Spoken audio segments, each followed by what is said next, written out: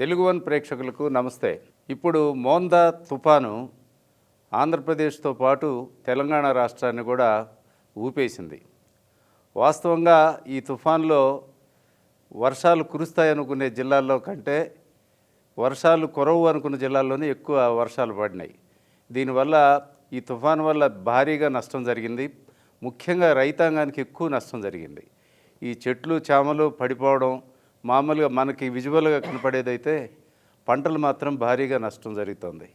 ఈరోజు ఆంధ్రప్రదేశ్ రాష్ట్ర ముఖ్యమంత్రి వేసిన అంచనా ప్రకారం కేవలం ఆంధ్రాలోనే 5,000 కోట్లకు పైగా పంట నష్టాలు జరిగినట్టు ఆయన ఒక అంచనా వేశారు. అయితే ప్రతి సంవత్సరం ఈ వరదలు తుఫాన్లు రావడం, తర్వాత పంట నష్టాలు జరగడం, దాని పరిహారాలు ఇవ్వలేదని గొడవ జరగటం ఇవన్నీ జరుగుతూ ఉన్నాయి. అయితే పంట నష్టాలు అసలు ఎవరివ్వాలి, అసలు ఏ విధంగా రైతులకి మేలు చేయాలి, వాళ్ళ నష్టాలను ఎలా పూడ్చి మళ్ళీ వ్యవసాయ రంగాన్ని ఎలా నిలబెట్టాలి, ఈ అంశం మీద మాట్లాడడానికి ఈరోజు మనతోని మన అతిథి ఎనలిస్టు మధుసూదన్ రెడ్డి గారు ఉన్నారు. అలాగే సీనియర్ జర్నలిస్టు, సీనియర్ రైతు కూడా ఆయన మన రామారావు గారు ఉన్నారు. వీరితో మాట్లాడదాం. నమస్తే. నమస్తే రామారావు. మధు, జస్ట్ ముందు నీతోనే ఓపెన్ చేస్తాను. అసలు ఈ మెంథా తుఫానే కాదు, ప్రతి సంవత్సరం ఏదో తుఫాన్ వస్తూనే ఉంది. అయితే ఇంతకుముందు హుద్ తుఫాన్ అని వచ్చినప్పుడు వైజాగ్ ప్రాంతం సిటీ మీద ఎక్కువగా నష్టం జరిగింది. ఇప్పుడైతే దాని మీద ఆ ప్రస్తావన ఎందుకు తెస్తున్నానంటే, ఇప్పుడు వ్యవసాయంగా అప్పుడు జరిగిన నష్టం కంటే ఇప్పుడు ఈసారి జరిగిన నష్టం చాలా ఉంది. బాగా వరి పొట్ట మీదకు వచ్చి పాలు పోసుకునే టైంలో వరి అంతా వారిపోయింది. తర్వాత అరటి తోటలన్నీ నేల రాలిపోయినాయి. అరటి తోటకి చిన్న గాలి కొట్టినా పోతుంది. అదే మచిలీపట్నం ఈ ఏరియాలో మొన్న ఈ మోందా తుఫాన్ టైంలో 90 కిలోమీటర్లు పైగా స్పీడ్ తోటి గాలి కొట్టేటప్పటికి ఈ పంటలన్నీ లాస్ అయినాయి. అయితే ఈ పంట నష్టాలు, అసలు పంట నష్టాలు ఏమిటి, పంటల బీమా ఏమిటి, ఈ రెండింటి మధ్య వ్యత్యాసాన్ని నువ్వు క్లియర్గా చెప్పగలరా? తెలుగు వన్ వీక్షకులకు అందరికీ నమస్కారం. ఈరోజు ఒక రైతు బిడ్డగా, ఈ పంటలు చిన్నప్పటి నుంచి పండించినటువంటి ఒక వ్యక్తిగా నేను స్పష్టంగా చెప్పగలను. ఒకప్పుడు భారతదేశంలో అందరికీ ఉపాధి కల్పించేటటువంటిది వ్యవస్థ ఏదైనా ఒకటి ఉంది అంటే అది అగ్రికల్చరే. అగ్రికల్చర్ అవర్ కల్చర్ అనేవాళ్ళు మనోళ్ళు.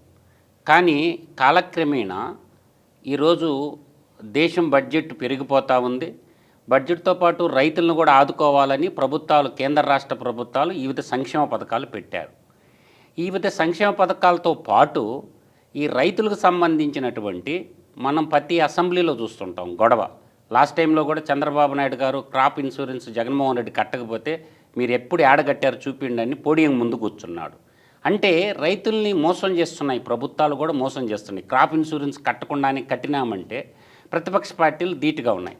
అంటే నేను అనేది ఏంటంటే 2016లో ఫిబ్రవరి నెలలో ఒక కేంద్ర ప్రభుత్వం ఒక స్కీమ్ తెచ్చింది, ప్రధానమంత్రి ఫసల్ బీమా యోజన అని.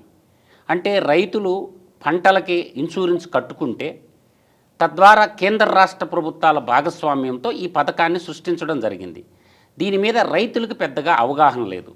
గ్రామాల్లో ఎక్కడా కూడా బోర్డులు ఏర్పాటు చేసి రైతుల్ని చైతన్యం చేసి ఎవరిని అప్రోచ్ అవ్వాలనేది కూడా ప్రభుత్వాలు ఎందుకో కూడా వేసింది. అయితే నేనంటుండే పాయింట్ ఏంటంటే సార్, ఇవాళ 98.5% ప్రీమియం అనేది కేంద్ర రాష్ట్ర ప్రభుత్వాలు కట్టాలా, 1.5% ఆర్ 2% అనేది రైతులు కట్టాలా. ఇది కాన్సెప్ట్ అన్నమాట. ఈ కాన్సెప్ట్ ఉన్నప్పుడు 35,000 రూపాయలు హెక్టార్కి ఇస్తారనమాట ఇన్సూరెన్స్ కంపెనీలు. ఈ ఇన్సూరెన్స్ కంపెనీలకి బీమా కట్టేటప్పుడు ఒక టూల్గా వాడుకుంటున్నారు, క్రాప్ లోన్స్ తీసుకునేటప్పుడు కట్టించుకుంటున్నారు. అంటే నేను ఇన్సూరెన్స్ మధ్యలో డిస్టర్బ్ చేస్తున్నా. పంట నష్టపరిహారం ప్రభుత్వ పరంగా చెల్లించేది వేరు, పంటల బీమా కింద బీమా కంపెనీల నుంచి వచ్చేది వేరు. ఈ రెండు వేరువేరుగా ఉన్నాయా లేకుంటే ఒకటే? అన్నీ ఒకే కాటన్ కట్టేస్తున్నారు, వేరువేరుగా ఏమి లేవు సార్. ఇక్కడ ఏంటంటే పంటల్ని 3 రకాలుగా వర్గీకరించారు సార్, లేదంటే 4 రకాలుగా మనం మాట్లాడుకుంటే తిండి గింజలు ప్లస్ ఆయిల్ సీడ్స్ ఒక కేటగిరీలోకి తెచ్చారు. రెండోది వాణిజ్య పంటలు, తర్వాత ఉద్యానవన పంటలు ఒక కేటగిరీలోకి తెచ్చారు. ఈ వాణిజ్య పంటలకు ఉద్యానవన పంటలేమో 5% కట్టాలి ఒక సంవత్సరానికి ఒక్కసారి. కానీ తిండి గింజలు అంటే వరి కానీ, గోధుమలు కానీ, ఎనీ కైండ్ ఆఫ్ మనకు సంబంధించినటువంటి మిల్లెట్స్ కానీ, ఇవన్నీ తిండి గింజల సెక్టార్ కింద వస్తాయి. ఇప్పుడు ఆయిల్ అంటే ఏంటి సార్, మనం వంట నూనెలకు ఉపయోగించే పొద్దుతిరుగుడు కానీ, తర్వాత వేరుశెనగ కానీ, ఇవి కూడా ఆయిల్ సీడ్స్ కిందకి వస్తాయి. వీటికి సంబంధించి ఖరీఫ్కి ఒక పర్సంటేజ్, రబీకి ఒక పర్సంటేజ్ ఉంటుంది అన్నమాట. ఖరీఫ్ పర్సంటేజ్ వచ్చేసరికి మనకి 2%, రబీకి వచ్చేసరికి 1.5%. ఒక హెక్టార్కి 4,000 రూపాయలు, ఒక హెక్టార్కి 4,000 రూపాయలు ప్రీమియం కట్టాలి. ఆ ప్రీమియము రైతు వాటా కింద 2 దఫాలుగా ఒకసారి 400, ఒకసారి 400, 800 రైతు కట్టాలా. రిమైనింగ్ 3,200 రూపాయలని కేంద్ర ప్రభుత్వం 1,600 రూపాయలు, రాష్ట్ర ప్రభుత్వం 1,600 రూపాయలు, ఈ రెండు కలిపి 3,200 రూపాయలు. రైతు చెల్లించేదేమో సంవత్సరానికి 800, తర్వాత కేంద్ర రాష్ట్ర ప్రభుత్వాలు 50-50 రేషియోలో 3,200, కలిసి 4,000 రూపాయలు ఒక హెక్టార్కి కట్టాలి. అలా కట్టినప్పుడు మేమంటుండే పాయింట్ ఏంటంటే, రైతులు కట్టారు, ప్రభుత్వం కూడా కట్టింది. ఆ ఇన్సూరెన్స్ కంపెనీలు ఇలా పంట నష్టపోయినప్పుడు డైరెక్ట్గా రైతు అకౌంట్లో వేయాలి సార్. ఆ మెకానిజం ఏదైతే ఈ క్రాప్ చేశారో అగ్రికల్చర్ అసిస్టెంట్లు, మండల అగ్రికల్చర్ ఆఫీసర్లు నమోదు చేసేసుకొని పంట నష్టపోయిందని శాటిలైట్ మ్యాప్లు తీసేసి ఆ సర్వే నెంబర్లకు డైరెక్ట్ వేయాలి కదా సార్. ఇప్పుడు ఎందుకు డిలే ప్రాసెస్ నడుస్తుంది అంటే, ఇన్సూరెన్స్ కంపెనీలు కట్టించుకునే వరకే డబ్బులు చెల్లింపులు చేయరా? ఈ చెల్లింపులు చేయకపోవటం అనేది ఎవరు తప్పుదనం? కేంద్ర రాష్ట్ర ప్రభుత్వాలు తప్ప, పంటేసిన రైతుదా తప్ప? ఓకే, నేను ఇప్పుడు రామారావు గారితో ఆయన ఇంతకుముందు నాకు ఒక చిన్న విషయం చెప్పారు. అసలు మామూలుగా రైతులంటే ఊళ్ళల్లో దీనికి ఏదో పంట నష్టపోతే దేవుడి మీద భారం వేసి ఏడుస్తూ కూర్చోవడం తప్పితే, దీనికి ఇట్లా నష్టపరిహారం ఇస్తారు, దీన్ని ఇట్లా క్లెయిమ్ చేసుకోవచ్చు, లేకపోతే దీనికి ఇట్లా ఇన్సూరెన్స్ కడుతున్నాం మనం, ఈ విషయాలన్నీ తెలియకపోవచ్చు. అసలు మీరు ఇన్సూరెన్స్ కడుతున్నట్లు అసలు ఏంటి ప్రొసీజరు? మీరు ఇన్సూరెన్స్ ఎలా కడతారు? పంటల బీమాకి ఎక్కడ పే చేస్తారు? దానికి అసలు ఏంటి అకౌంటబిలిటీ? మనకి ఏం రిసీప్ట్ ఇస్తారు? మనం క్లెయిమ్ చేసుకునేటప్పుడు ఎట్లా క్లెయిమ్ చేసుకోవాలి మీకు తెలిసి? ముఖ్యంగా ఇప్పుడు ఈ పంటల బీమా పథకంలో చాలా లొసుకులు ఉన్నాయండి. ప్రాక్టికల్గా జరిగే దాంట్లో అసలు కాగితాలు మేము చెప్పేదానికి ప్రాక్టికల్గా రైతు అనుసరించేదానికి చాలా తేడాలు ఉన్నాయి. ముఖ్యంగా బేసిక్గా ఏంటంటే, పంట వేసేటప్పుడు పంట వేసిన వెంటనే ఆ ఖరీఫ్ కానీ రబీ కానీ ఏ సీజన్లో ఎంత పంట ఏది వేసారు, ఒక్కొక్క పంటకు ఒక్కొక్క రేట్ ఇస్తారు. గవర్నమెంట్ ఇచ్చే రేటు, నష్టపరిహారం ఇచ్చే రేటు ఒక రేటు ఫిక్స్ చేస్తారు కదా. దాని ప్రకారం వాళ్ళు ఇన్సూరెన్స్ కంపెనీలకి త్రూ బ్యాంకులే వసూలు చేస్తున్నాయి. అసలు మీరు ఇన్సూరెన్స్ ఎక్కడ కడతారు? ఇన్సూరెన్స్ బ్యాంకులు ఇచ్చే మనకు లోన్ ఇస్తారు రైతులకి, దాంట్లో కట్ చేసుకుంటున్నారు. వాళ్ళు ఎంత కట్ చేశారో ఎంత పర్సెంటేజ్ కూడా రైతు క్లియర్గా చెప్పట్లేదు. అలా బ్యాంకులో రుణం తీసుకొని రైతుల పరిస్థితి ఏంటి? రుణం తీసుకునే వాళ్ళు నేరుగా కట్టుకోమంటున్నారు. చెప్తారు కానీ వాళ్ళు ఎక్కడ కట్టాదో తెలియదు, ఎవరికి కట్టాలో తెలియదు, ఆ ఫారాలు ఫిలప్ చేయటం తెలియదు. ఇవన్నీ రైతులకు నాలెడ్జ్ ఇచ్చేవాళ్ళు లేరు. అగ్రికల్చర్ డిపార్ట్మెంట్ కానీ, రెవెన్యూ డిపార్ట్మెంట్ కానీ. గ్రామాల్లో కూడా ఉండే పరిస్థితులు ఏంటంటే, అంత అవేర్నెస్ రైతుల్లో లేదు. ఏదో పోతున్నారు, చేసుకుంటున్నారు, వెళ్ళిపోతున్నారు. తీరా పంట ఇన్సూరెన్స్ ఏదో రకంగా కట్టిన రైతుకు కానీ, లేదా బ్యాంకు లోన్ల ద్వారా వాళ్ళు డిడక్ట్ చేసుకున్న మొత్తాల్లో కానీ వాళ్ళు ఎంత ఇన్సూరెన్స్ కంపెనీ కట్టాడా లేదనేది కూడా మనకి అవగాహన ఉంటాం. అంటే మేము కట్టము, డిడక్ట్ చేయబోకండి, మేము ఇన్సూరెన్స్ కట్టము అంటే బ్యాంకుల వాళ్ళు వింటారా? ముందు వినరండి. గట్టిగా మాట్లాడితేనే సరే మా కట్టమయ్యా, మీరు సరిగా క్లెయిమ్లు ఇవ్వట్లేదు కాబట్టి మేము కట్టమన్న రైతుకు గట్టిగా మాట్లాడితేనే సరే అంటారు. లేకపోతే రైతుకు చెప్పకుండానే డిడక్ట్ అయిపోద్ది అమౌంట్. సరే డిడక్ట్ చేసిన వరకు మంచిదే, కానీ ప్రకృతి వైపరీత్యాలు సంభవించినప్పుడు క్లెయిమ్ చేసే పరిస్థితులు ఉంటాం. ఎవరు క్లెయిమ్ చేయాలనేది ఇప్పుడు ఒక సమస్య ఉందండి. లోన్ డబ్బులు తీసుకుంది ఇన్సూరెన్స్ అమౌంట్ బ్యాంకరు. అవును, బ్యాంకరు పాలసీ ఇస్తాడు, ఏదో గ్రూప్ పాలసీ కింద ఒక విలేజ్. అవును, అదొకటి. సరే తీరా క్లెయిమ్ దగ్గరికి పోతే, మేము బ్యాంకర్ దగ్గరికి పోతే రైతులకి మాకు క్లెయిమ్ వస్తుంది, పంటలన్నీ కొట్టుకుపోతాయి, ఇప్పుడు క్లెయిమ్కి వెళ్ళాలి, ఎవరిని అప్రోచ్ అవ్వాలి? అదే సమస్య అక్కడే ఉందండి. రైతు పోయి నేరుగా బ్యాంకర్ దగ్గరికి పోతే, మాకు అగ్రికల్చర్ డిపార్ట్మెంట్ రెవెన్యూ వాళ్ళ నుంచి నష్టపరిహారం పలానా సర్వే నెంబర్లో పైరు నష్టపరిహారం జరిగిందని ఇస్తారు. దానికి అన్నవారి సర్టిఫికేట్ అని ఒకటి ఉందండి, ఎప్పుడో బ్రిటిషర్స్ పెట్టారు. అంటే ఒక 100 రూపాయలు అప్పుడు ఆణాలు లెక్క కదా, రూపాయలు ఎంత పర్సంటేజీ క్రాప్ దెబ్బతిన్నది అంటారు. అది అన్నవారి సర్టిఫికేట్ రెవెన్యూ వాళ్ళు ఇవ్వాలి. అగ్రికల్చర్ వాళ్ళు రెవెన్యూ వాళ్ళు కూర్చొని అది డిసైడ్ చేస్తారు. అంటే పంట పూర్తిగా 100% లాస్ అయిందా, లేకపోతే సగం లాస్ అయిందా, లేకపోతే కొంత పర్సెంటేజే పంట డ్యామేజ్ అయిందా, ఎంత మేరకు పంట నష్టం జరిగిందనేది వాళ్ళు నిర్ధారించి ఇవ్వాలి. వాళ్ళు ఇవ్వరు, బ్యాంకర్ అడగడు. తీరా ఏంటి నష్టం ఇప్పుడు వసూలేమో చేస్తాడు, రైతుల దగ్గర ప్రీమియం వసూలు చేస్తాడు, వాడు జమ చేసుకుంటాడు. అది వాడు ఏ ఇన్సూరెన్స్ కంపెనీ మనకి పాలసీ చేశారో తెలియదు. చాలా ప్రైవేట్ ఇన్సూరెన్స్ కంపెనీలు ఉన్నాయి, గవర్నమెంట్ కంపెనీలు ఉన్నాయండి. దేనికి చేస్తాడో కూడా రైతుకి ఇన్ఫర్మేషన్ ఉండదు. ఇప్పుడు ప్రైవేట్ బ్యాంకుల్లో కూడా ఉందా? ప్రైవేట్ ఇన్సూరెన్స్ కంపెనీలో ఉంది, ప్రైవేట్ ఇన్సూరెన్స్ కాదు, ప్రైవేట్ బ్యాంకులు వాళ్ళకు లోన్ ఇచ్చినప్పుడు చేయాలి, వాడు కూడా చేస్తారు. వాళ్ళ బ్యాంకుకే ఉంటుంది ఇన్సూరెన్స్ ఫెసిలిటీ. ఆ డబ్బులు ప్రైవేట్ బ్యాంక్ వాళ్ళు వాళ్ళ దగ్గరే పెట్టుకుంటారు. ఈ ఇన్సూరెన్స్ కంపెనీ కట్టకపోతే కట్టాడో లేదో కూడా రైతుకు తెలియదండి. అది చాలా దారుణం పరిస్థితి. ఏంటంటే క్లెయిములు రాకపోవడానికి కారణం ఇదొకటి. ఇంకొకటి, ఇప్పుడు ఎవరు బాధ్యులు? గ్రామాల్లో విఆర్ఓ వాళ్ళు ఉన్నారు, అగ్రికల్చర్ వాళ్ళు ఉన్నారు కదా. వీళ్ళు ఏం చేయాలి? పంట నష్టం, ఇప్పుడు తుఫాన్ వచ్చింది, పంట నష్టం జరిగింది, ఎంత నష్టం జరిగింది, ఏ రైతుకి ఎన్ని ఎకరాలు సాగు చేశాడు, ఎంత పంట పూర్తిగా పోయింది, ఎంత పంట పాక్షికంగా పోయింది అనేది వాళ్ళు వివరాలు ఇవ్వాలా. అగ్రికల్చర్ వాళ్ళు రెవెన్యూ వాళ్ళు కలిసి ఒక తయారు చేసి బ్యాంక్ ఇవ్వాలి. అప్పుడు బ్యాంక్ కూడా ఏం చేస్తాడు, ఏ బ్యాంకులో రైతు లోన్ తీసుకొని ఉన్నాడో ఆ బ్యాంక్ ఇన్ఫర్మేషన్ ఇవ్వాలి. ఇచ్చినప్పుడు బ్యాంకరు క్లెయిమ్ చేయాలి, అది వస్తే రైతుకు జమ చేయాలి. కానీ ఈ ప్రాసెస్లో 5 to 10% కూడా రైతుకు న్యాయం జరగట్లేదు. అంటే మీరు బ్యాంకులో రుణం ఏదైనా కట్టకపోతే మాత్రం మెసేజ్లు వస్తాయి, కట్టకపోతే మెసేజ్లు వస్తాయి, అన్నీ ఉంటాయి, పెనాల్టీలు ఉంటాయి. 1 year లోపు కట్టకపోతే 12% ఇంట్రెస్ట్ చేస్తారు. 3 లక్షల లోపు 9% అండి, 3 లక్షలు దాటితే 12%.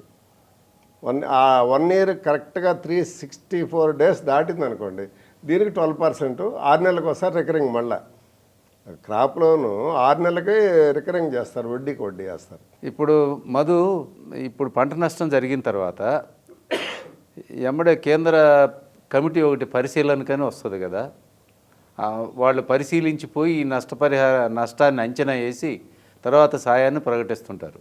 జనరల్గా ఇది ఎంత టైం తీసుకుంటుంది, ఎంత తొందరగా మరి జనానికి నష్టపరిహారం ఎప్పుడు ఇస్తారు?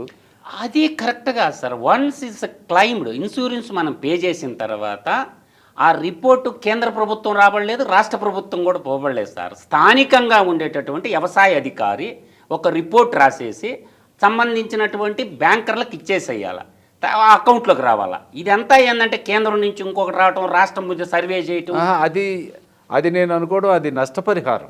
అది నష్టపరిహారం. కానీ కేంద్ర ప్రభుత్వం ఇప్పుడు మాకు 5,000 కోట్లు నష్టమైంది అంటే వీళ్ళు స్టేట్ గవర్నమెంట్ రిపోర్ట్ పంపిస్తే వాళ్ళు ఒక కమిటీని పంపించి పరిశీలిస్తారు. దాంట్లో ఒక వ్యవసాయమే కాకపోవచ్చు.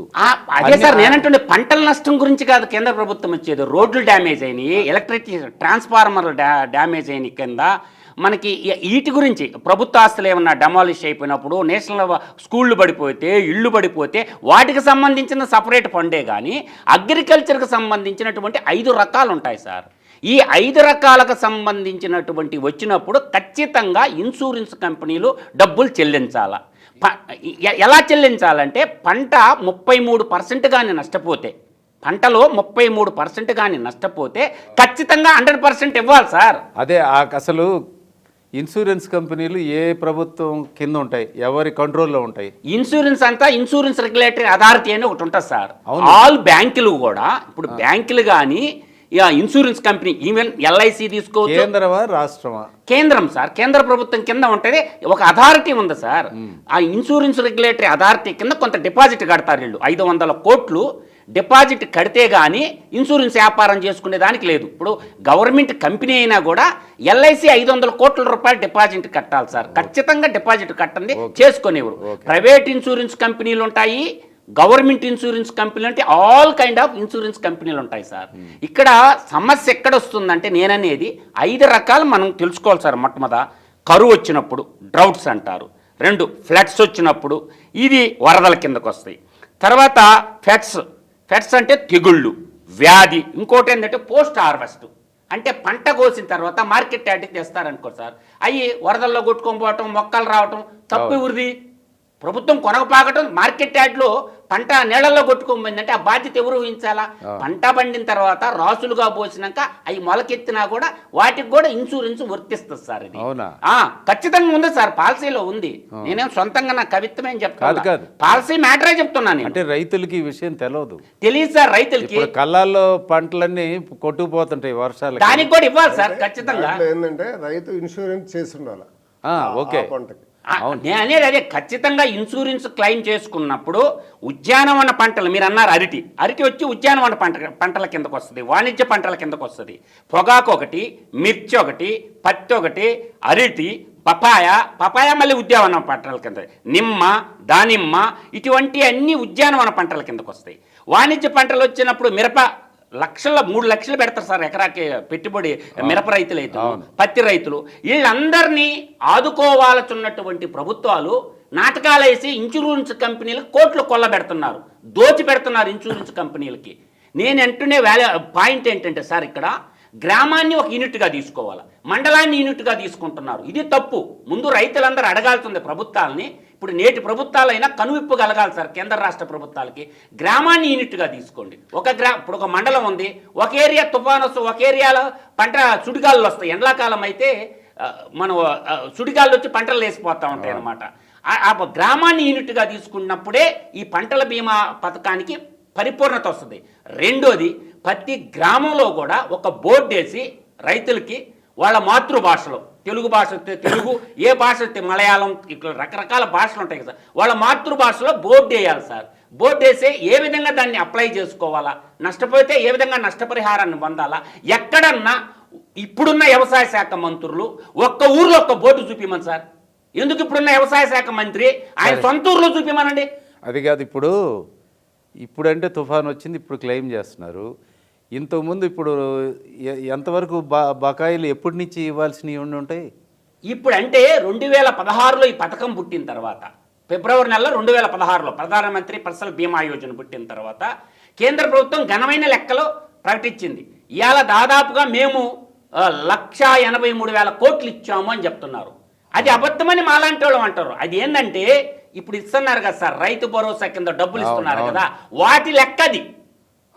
రైతు భరోసా కింద ఇచ్చే డబ్బులు కూడా దీని కింద లెక్కెడుతున్నారు వీళ్ళు. వ్యవసాయ పంటలు నష్టపోయిన వాళ్ళకి నష్టపరిహారం ఇచ్చామని చెప్పి కొన్ని జిల్లాల్లో అయితే, అనంతపురం లాంటి జిల్లాలో యాక్టివ్గా ఉన్నారు రైతులు.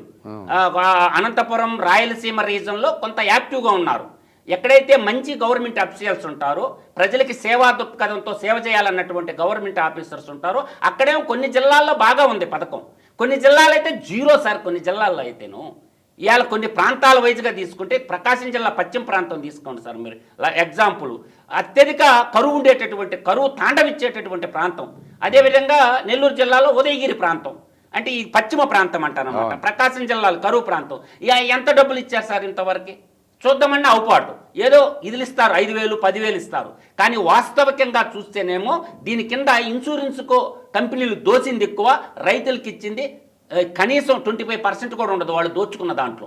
₹1 ఇన్సూరెన్స్ కంపెనీలు తీసుకుంటే రైతుల కాడికి ఇప్పటి వరకు ఈ పథకం వచ్చిన కాడికి 25 పైసలు కూడా ఇవ్వలేదు సార్. అందువల్ల నేనంటుండేదంటే, ముందు గ్రామాన్ని ఒక యూనిట్గా చెయ్యాలని చెప్పి రాష్ట్ర ఎంపీలు డిమాండ్ చేయాలి పార్లమెంట్లో. ఇన్సూరెన్స్ కంపెనీలు త్వరితగతిన ఏంటంటే, ప్రభుత్వం, నేను చెప్పాను కదా సార్, ప్రభుత్వం అనేది కాదు, రైతుపై ఇస్తే డైరెక్ట్ ఇచ్చేయాలి క్లెయిమ్. ఇప్పుడు మనం LIC కట్టాం సార్, ఏదైనా డెత్ క్లెయిమ్ పెట్టుకుంటే 45 రోజులకో 30 రోజులకో వచ్చి బ్యాంకులో డబ్బులు చెక్కు ఇస్తున్నారు కదా, ఆ విధంగా ఎందుకు ఇవ్వరు చెక్కులు? నా ఇన్సూరెన్స్ డబ్బులు కట్టించుకుంటే, ఇప్పుడు ప్రభుత్వం కట్టిన డబ్బులు కూడా ఎవరే సార్? ఇప్పుడు ప్రభుత్వం కట్టే 3,200 కూడా ప్రజలు పన్నుల రూపంలో కట్టిన డబ్బే కదా కట్టేది. ఎందుకు ఎవరు? ఇప్పుడు వచ్చింది, ఇప్పుడు చూద్దాం సార్, ఇప్పుడు జరిగింది కదా.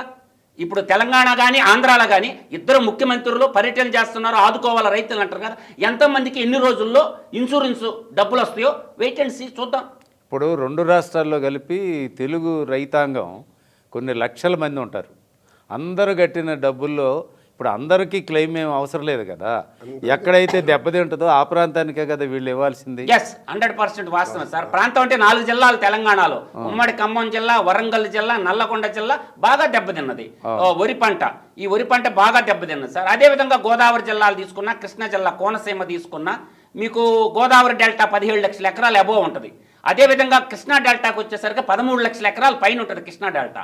అటు పెన్నా డెల్టా తీసుకునేసరికి ప్రకాశం జిల్లా కానీ పెన్నా డెల్టా తీసుకుంటే కాగితాల్లో ఉంటుంది 4,80,000 ఎకరాలని. కానీ బోర్ల కింద సాగు అవుతున్నటువంటి వ్యవసాయాన్ని కంపేర్ చేసుకుంటే అక్కడ కూడా 7-8 లక్షల ఎకరాలు అక్కడ భూమి ఉంటుంది. దాదాపు వరి పంట ఇలా భారతదేశంలో ఒకప్పుడు వెస్ట్ బెంగాల్ ఉండేది ఫస్ట్ ప్లేస్లో వరి పండించేది. ఇప్పుడు ఫస్ట్ ప్లేస్లో తెలంగాణ ఉంది, మన తెలుగు రాష్ట్రం. ఇప్పుడు రెండో ప్లేస్లో బెంగాలు, థర్డ్ ప్లేస్లో ఉంది ఆంధ్రప్రదేశ్ రాష్ట్రం. ఈ వరి పండించినటువంటి రైతులు ఒక ఎకరాకి 40,000 నుంచి 50,000 రూపాయలు ఖర్చు వస్తుంది సార్. వీళ్ళు ఇచ్చేది ఎంత? 35,000 రూపాయలు ఇవ్వాలి. ఒక హెక్టార్కి 35,000 ఇచ్చేది. ఒక హెక్టార్ అంటే ఎంత? 2.5 ఎకరా. అంటే ఆల్మోస్ట్గా మీకు ఏమవుతుందంటే ఇక్కడ మనకి ఒక ఎకరాకి మ్యాక్సిమం 15,000 ఇస్తారు సార్ వీళ్ళు. 15,000 కాదు, 12,000, 13,000 ఇచ్చి చేతులు దులుపుకుంటారు. కనీసం అయ్యన్న అంటే ఇత్తనాల ఖర్చు వస్తుంది, కూలి ఖర్చులు వస్తాయి. అయ్యైనా త్వరితగతిన రైతుకి ఇస్తే రెండో పంట వేసుకోవడానికి ఆసరాగా ఉంటుంది సార్. మనకి ఇవన్నీ సకాలంలో ఇస్తున్నారు ఇంతకుముందు లేదు సార్. ఇప్పుడు ప్రజెంట్ ఇప్పుడు జరిగింది కదా, ఇప్పుడు చూద్దాం 45 రోజుల తర్వాత మాట్లాడుకుందాం ఇదే సబ్జెక్ట్ మీద. ఎంతమంది రైతులకి ఈ యొక్క ఇన్సూరెన్స్ డబ్బులు, ప్రధానమంత్రి ఫసల్ బీమా యోజన డబ్బులు వచ్చినాయి తేలిపోద్ది సార్. మనకి అన్ని గాల్లో లెక్కలు, గాలి మెడలు కడతారా తప్ప రైతుకు వచ్చేసరికి పెద్ద గుండు సున్నా చూపిస్తారు. వాడి కష్టం వాడికి తప్పదు. వరద వచ్చినా అరువు తెచ్చుకొని మళ్ళీ పంట వేసుకోవాలి తప్ప రైతు అట్లే అప్పుల పాలైపోతాడు సార్. అందరికి అన్నం పెట్టే రైతుకి సున్నం పెట్టకూడదు ఏ ప్రభుత్వమైనా. ఆదుకోవాలా. అన్నదాత అంటేనే మన శ్రామికుడు, కర్షకుడు అని మనం అంటాం కదా. ఆ కర్షకుడు ఈరోజు ఎందుకు వ్యవసాయానికి దూరంగా జరిగిపోతున్నారంటే ఈ ప్రకృతి వైపరీత్యాల నుంచి. రామారావు గారు, ఇప్పుడు అసలు దీన్ని గ్రామ స్థాయిలో లేకపోతే మండల స్థాయిలో ఎక్కడైనా సరే దీన్ని అసలు ఎవరు ఎడ్యుకేట్ చేయాలి, వీళ్ళకి సహాయం చేయాలి రైతుల్ని మొత్తం. ఇప్పుడు ఏ సెక్టార్లో అయినా సంఘాలు ఉంటాయి, రైతులకు కూడా సంఘాలు ఉన్నాయి, రైతు సంఘాలు ఉన్నాయి, సరే పార్టీ అఫిలియేషన్ సంఘాలు ఉన్నాయి, అవి కాకుండా ఇక నీటి సంఘాలని రకరకాల సంఘాలు ఉన్నాయి. ఇన్ని సంఘాలు ఉన్నాయి, ప్రజలతో కూడిన సంఘాలు ఉన్నాయి, ఇంకో పక్క ప్రభుత్వం ఉంది. అసలు ఎవరు ఇనిషియేటివ్ తీసుకొని వీళ్ళందరి చేత క్లెయిమ్ చేయించాలి? ఇటువంటి సంఘటనలు జరిగినప్పుడు గ్రామ సచివాలయాల్లో అగ్రికల్చర్ అసిస్టెంట్ ప్రతి సచివాలయంలో ఉన్నారండి. అగ్రికల్చర్ అసిస్టెంట్ రోజు తిరగాల, సర్వే చేసుకుంటారు. అంటే వాళ్ళకి ఫుల్ నాలెడ్జ్ ఉంటుంది. ఇప్పుడు ఈరోజు ప్రకృతి వైపరీత్యం జరిగినప్పుడు ఎంత నష్టం 1 అవర్లో చెప్పొచ్చు వాళ్ళు. అలాగే అన్ని రాజకీయ పార్టీలకు సంబంధించిన అన్ని విభాగాలు ఉన్నాయి, రైతు విభాగాలు ఉన్నాయి. వాళ్ళు గ్రామ స్థాయి నాయకులు కూర్చొని ఇమీడియట్గా క్లెయిమ్ చేయించుకుంటే అవసరమైనప్పుడు గవర్నమెంట్ని ఒత్తిడి చేయటం, లోకల్ అధికారుల మీద త్వరగా రిపోర్ట్స్ పంపించి ఇన్సూరెన్స్ కంపెనీలకు పోయేటట్టు చేయటం, ఆ బ్యాంకుల మీద ఒత్తిడి తెచ్చి ఏ బ్యాంకులో రైతు లోన్ తీసుకున్నాడో ఆ బ్యాంకులకి ఈ పేపర్స్ పోయేటట్టు చేయటం, ఇవన్నీ సకాలంలో చేసి వెంటనే ఫాలోఅప్ చేసుకుంటే వచ్చే అవకాశం ఉంటుంది. అంటే ఇప్పుడు డ్రోన్ టెక్నాలజీ కూడా వచ్చింది కదా. డ్రోన్ ఇది ఈ మధ్యకాలంలో నేను ఒక 5-6 సంవత్సరాలు చూస్తున్నా. ఈ గ్రామ స్థాయిలో ఉండే ఈ వ్యవసాయ శాఖ సిబ్బంది, కింది స్థాయి సిబ్బంది, వాళ్ళు ఫీల్డ్లోకి వెళ్ళి వాళ్ళు ఫోన్లో ఫోటోలు కూడా తీసి రోజు కొన్ని సర్వే నెంబర్లు, కొంత ఏరియా ఏం పంటలు వేసారో కూడా అప్డేట్ చేస్తాం. ఇదివరకు పాత రోజుల్లో కరడాలు ఉన్నప్పుడు పొలాల్లోకి వెళ్ళి ఏ సర్వే నెంబర్లో ఎంత ఎక్స్టెంట్లో రైతుకున్న పొలంలో ఏ పంట వేసాడో రాసేవాళ్ళు. ఇప్పుడు ఏం చేస్తున్నారంటే డిజిటల్ సర్వే చేస్తున్నారు. అయినా రైతును పొలంలో నిలబెట్టే ఫోటో తీసి ఆ ఎక్స్టెంట్లో రికార్డ్ అవుద్ది. కానీ వాళ్ళు ఇవ్వదలుచుకుంటే 1 అవర్లో చేయొచ్చు. కానీ అది సక్రమంగా అమలు జరిగేటట్టు చూడాల్సిన బాధ్యత అందరూ తీసుకోవాలి. రైతులను ఎడ్యుకేట్ చేయాలి. ఆ సకాలంలో క్లెయిమ్స్ ఫారంలో మనం రికార్డ్ చేసి ఆఫీషియల్స్కి ఇవ్వాలి. ఆఫీషియల్స్ వాళ్ళు ఇవ్వాల్సిన రిపోర్ట్స్ కొంచెం త్వరగా ఇచ్చి బ్యాంకులకు పంపిస్తే బ్యాంకులు ఇన్సూరెన్స్ కంపెనీలకు పంపించి క్లెయిమ్లు తెప్పించాలి. ఎవడైనా బ్యాంక్ వాడు క్లెయిమ్ ఈ డిపాజిట్ చేసి రైతు దగ్గర వసూలు చేసిన అమౌంట్ ఇన్సూరెన్స్ కంపెనీ కట్టలేదనుకోండి, ఆ బ్యాంక్ కూడా బాధ్యత వహించాలి ఆ ఇన్సూరెన్స్ అమౌంట్కి. ఇప్పుడు బ్యాంకులు లాభాల్లోనే ఉంటున్నాయి, ఇన్సూరెన్స్ కంపెనీలు లాభాల్లోనే ఉంటున్నాయి. అవునండి. ఇంతకీ మరి ఇన్ని నష్టపరిహారాలు ఇచ్చి ఉంటే ఇప్పుడు కొన్ని లక్షల కోట్లు ఎగ్గొట్టిపోయిన మహానుభావులు కూడా ఉన్నారు, వాళ్ళందరికీ రాయితీలు కూడా ఇచ్చేశారుగా. కోట్ల మరి వాళ్ళందరూ ఇంత ఎత్తుకుపోయినప్పుడు అసలు వీటన్నిటికీ లాభాలు ఎట్ట వస్తున్నాయి, రైతులే ఎందుకు నష్టపోతున్నారు? అదిగా సార్, ఓవరాల్గా ఆంధ్రప్రదేశ్ తీసుకోండి సార్, 26 జిల్లాల్లో 28,38,909 28,38,909 హెక్టార్లని అన్నారు. ఒక హెక్టార్ 2.5 ఎకరా అని చెప్పాను. ఆల్మోస్ట్గా మీకు ఏమవుతుందంటే 70 లక్షల ఎకరాల్లో పంటలు ఉన్నాయి. 70 లక్షల ఎకరాల్లో పంటలు ఉన్నాయి. వాటిల్లో ఉద్యానవన పంటలు ఎంత ఉన్నాయి, తర్వాత ఆయిల్ సీడ్ పంటలు ఎంత ఉన్నాయి, తర్వాత ఫుడ్ ఆహార పదార్థాలు పండించే ఎన్ని పంటలు ఉన్నాయి, ఈ లెక్కలు తీసుకుంటే ఎంత డ్యామేజ్ అయింది. సింపుల్గా 1 అవర్లో తేలిపోద్ది కదా సార్. 1 అవర్ కాకపోతే 1 డేలో తేల్చేయచ్చు. టక్క ఎన్రోల్ చేస్తే మీరు అన్నారు డ్రోన్ టెక్నాలజీ అందుబాటులో ఉంది కదా, ఏ పంట ఎంత నష్టమైంది 48 గంటల్లో మీ దగ్గర బోర్డు మీదకి వచ్చేస్తాయి. శాటిలైట్ టెక్నాలజీ వాడుకోవచ్చు. ఇస్రో ఇవాళ శాటిలైట్ టెక్నాలజీ ఉంది కదా సార్, ఎక్కడ పంట నష్టం అయిపోయింది ఇస్రో వాళ్ళని అడిగితే ఇస్తారు కదా సార్, ఏ ఏరియాలో ఎంత పంట డ్యామేజ్ అయింది చెప్పింది మనకి. ఇస్రో వాళ్ళని అప్రోచ్ అయితే సైంటిఫిక్లీ ఎవిడెన్స్ వస్తుంది. ఈ క్రాప్ చేయించినటువంటి అకౌంట్స్ లిస్టు మీ దగ్గర ఉంది, ఎందుకు చేయరనుకుంటున్నా అంటే చిత్తశుద్ధి. అందరికి అన్నం పెట్టేటటువంటి రైతుకి ఇవాళ సున్నం పెట్టేది అంటే 25 లక్షల కోట్లు సార్. గడిచిన 10 ఏళ్లలో కార్పొరేట్ల కంపెనీలకి రైట్ ఆఫ్ చేసినటువంటి లోన్స్ వాల్యూ ఎంతంటే 25 లక్షల కోట్లు సార్. అంటే పారిశ్రామికవేత్తలకే రైట్ ఆఫ్ చేసినటువంటి ఈ వ్యక్తులే ప్రకృతి విపత్తుల కారణంగా నష్టపోయిన రైతులకి త్వరితగతిన డబ్బులు ఇవ్వడానికి చేతులు ఎందుకు రావటం లేదు కేంద్ర రాష్ట్ర ప్రభుత్వాలకి? రైతులందరూ యూనిటీగా ఉండి రాజకీయాలు పక్కన పెట్టేసి సంఘటితంగా డిమాండ్ చేసినప్పుడే వాళ్ళ ఇటువంటి నెరవేరుతాయి సార్. నేను అనేది ఏంటంటే బ్యాంకులకి మీరు ఇన్సూరెన్స్ కట్టిన తర్వాత ఇన్సూరెన్స్ క్లెయిము రైతుకు తెలియదు అనుకో, అంటే పెద్ద నాలెడ్జ్ ఉండదు సార్. ఈ అగ్రికల్చర్ ఆఫీసుల్లో చెయ్యొచ్చు కదా నేమంటున్నారు. ప్రతి మండలంలో ప్రతి సచివాలయంలో డిజిటల్ అసిస్టెంట్ అని అగ్రికల్చర్ అసిస్టెంట్ అని ఉన్నారు కదా, వాళ్ళ సేవలు వాడుకొని ట్రూత్ రిపోర్ట్ రియల్ రిపోర్ట్ తెచ్చుకొని బోర్డు మీద పెట్టేసి డాష్ బోర్డు ఏమైంది, మన డాష్ బోర్డు ఏం పనిచేస్తుందా పనిచేయటం లేదా, మన రాష్ట్ర సచివాలయంలో మన డాష్ బోర్డు పనిచేస్తుందా పనిచేయటం లేదా? అందువల్ల ఏంటంటే ఆఫీసర్లు చేయాల్సి ఉన్న పని సార్ ఇది. అందరికి అన్నం పెట్టే అన్నదాత కన్నీరు పెడితే దేశానికి మంచిది కాదు సార్. అంటే ఏ శాఖల మధ్య సమన్వయం ఉండాలనుకుంటున్నారు? ఉద్యానవన శాఖ, అగ్రికల్చర్కి సంబంధించినటువంటి వ్యవసాయ శాఖ, తర్వాత ఆయిల్ సీడ్కి సంబంధించినటువంటి ఆయిల్ సీడ్ శాఖ, మార్కెటింగ్ శాఖ, ఇవన్నీ భాగస్వామ్యం సార్. తర్వాత బ్యాంకర్లు, రెవెన్యూ వాళ్ళు అంటే సర్టిఫికేట్లు ఇవ్వాలి సార్. కీలకం ఏంటంటే టైటిల్, ఈ ల్యాండ్ ఇస్తుంది వాళ్ళు సర్టిఫికేషన్ ఏంటంటే ఆ పంట. ఎందుకు సార్ ఈరోజు ఆన్లైన్లో ఉంది కదా, సర్వే నెంబర్ కొడితే ఆ రైతు పేరు వస్తుంది. అసలు రెవెన్యూవే కదా చట్టబద్ధత అంతా, వాళ్ళ కీలకమైన వ్యక్తులు. ఎంఆర్ఓని తీసుకోవాలి సార్. ఎంఆర్ఓ తిరిగి పల్లెల్లో తిరిగి ఇమ్మీడియట్గా చేయాల్సి ఉన్నటువంటి పనులు చేయకుండా మనం గాల్లో తిరిగి 4 రోజులు షో పుట్టప్ప చేస్తే దానివల్ల ఏం ఉరగదు సార్, రైతులకి ఏం ఉరగదు. ముందు ఏంటంటే రైతులకి ఏంటంటే ఇమ్మీడియట్లుగా అట్లీస్ట్ ఒక్కొక్క రైతు అకౌంట్కి మనం వేశారు కదా సార్ రైతు భరోసా కింద, మినిమం అట్లీస్ట్ 10,000 వాళ్ళ అకౌంట్లో వేస్తే రైతులు నమ్ముతారు ప్రభుత్వాన్ని. లేకపోతే వాళ్ళ చేత ఇన్సూరెన్స్ కంపెనీలు బాగుపడటానికి పెట్టినట్టుంది ఈ స్కీము. రైతులు బాగుపరచడానికి కాదు ఈ స్కీము, ఇన్సూరెన్స్ కంపెనీలు బాగు చేసుకోవడానికి ఉంది. సరే, ఈ సందర్భంగా మీరు రైతులకు ఇచ్చే సూచన ఏంటి, ప్రభుత్వానికి ఇచ్చే సూచన ఏంటి? నేను రైతులకు చెప్తుండేది ప్రతి ఒక్కరూ క్రాప్ ఇన్సూరెన్స్ చేసుకోమనే చెప్తున్నాను సార్. 1.5% రబీ సీజన్లో, 2% ఖరీఫ్ సీజన్లో ఉంటుంది. ఇప్పుడు ఆల్రెడీ ఖరీఫ్ సీజన్కి సమస్య వచ్చింది, రేపు రబీ 1.5 చేసుకోండి. వాణిజ్య పంటలకైతే 5% సార్. పొగాకు, మిర్చి, పత్తి, ఈ వాణిజ్య పంటలు, పసుపు, ఇటువంటి అన్నిటికీ 5% ఉంటుంది సార్. వాటికి కూడా చేసుకోండి. చేసుకున్న తర్వాత నేను చెప్పినటువంటి 5 రకాలు సార్. 1 కరువు, 2 ఫ్లడ్స్ వరదలు, 3 సెట్స్ అంటే తెగుళ్ళు ద్వారా, వ్యాధి ద్వారా, తర్వాత పంట ఇంటికి వచ్చినప్పుడు కల్లాల్లో నాశనం అయిపోయినా కూడా 33% ఉంది సార్.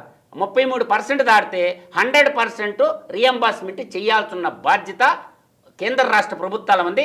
అలా చేయనప్పుడు కోర్టులో ఒక పిల్లు వేసుకోవాలి సార్.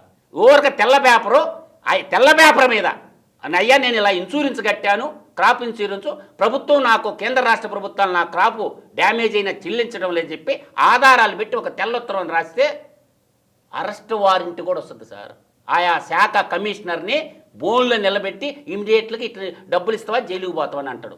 కాబట్టి ఒక తెల్ల పేపర్ మీద రిజిస్టర్ పోస్ట్ చేస్తే ఒక 20 రూపాయలు 2 టీలు ఖర్చు చేస్తే అయిపోద్ది, ఆయన సినిమా కూడా ముగిసిపోద్ది.